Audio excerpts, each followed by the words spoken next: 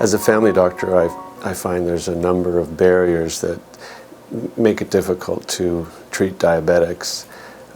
When I think of the diabetic category, I think of the guidelines, which are over 100 pages long, and then I think of the oral diabetic agents that we use, and there's like 7 or 8 categories, and then you think of all the types of insulin, other injectable agents, different meters that we use, and devices to deliver the medications. And I think, again, as a family doctor, where you're not just treating diabetes, but all kinds of therapeutic categories, all these choices can become pretty daunting after a while. I always ask myself what I can do better to serve my diabetic patients. And I'm fortunate because I have a diabetic educator that comes into the office approximately 1 day every 2 months.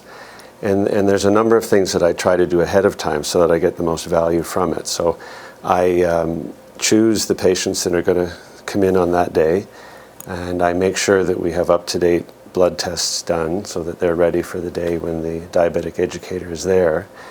And then when the patient arrives, the diabetic educator spends about 20 minutes with the patient going over a number of areas about their diabetic care. We're assessing a patient together. We're really considering all the different facets of diabetic care, so it goes far beyond just thinking about diet and exercise. We talk about the different medications that are available, and in particular, we spend a lot of time considering the patient as an individual. So as you know, if the A1C has a target of 7.0, that is not something that is necessarily applied to everybody. You individualize it to their personal circumstance. And so we'll discuss about what is a reasonable plan for that patient. I would recommend that other physicians get involved in using a diabetic education consultant, and I have already recommended that. Certainly, I think the care that I can provide for diabetics is much improved. It's given me confidence in doing that, and it's helped me and my patients. About 2,000 patients enrolled in my practice. Out of 2,000 patients, probably I would confidently say that I have at least 25% of them diabetic. Out of these patients that are diabetic patients, it's probably only 5 to 6 patients whose A1C is not at target today. But that was not the case when I opened up my practice, though. It was far away from that.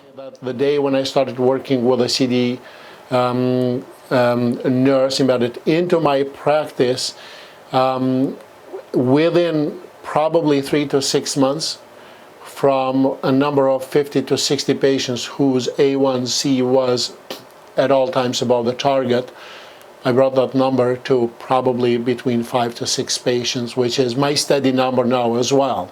I'm actually very confident to leave her start the conversation with the patient, start checking the blood work, comparing the blood work with the last or previous exams, and checking all the medications, giving the patients initial training in use in the diabetic gears, if you want that. For example, we start a patient with in the insulin. She is the one that's going to train that patient initially, but that is actually just a small portion of the work that she does with me, because we have developed a mutual respect in that way that we consult each other, and we actually sort of brainstorm together in the patient when there is a need to do that, and make combined decisions on the changes on the patients based on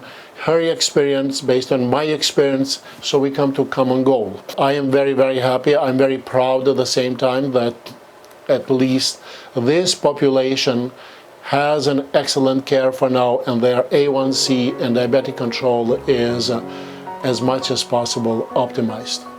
You know, I would definitely recommend this model of care to every family practice. And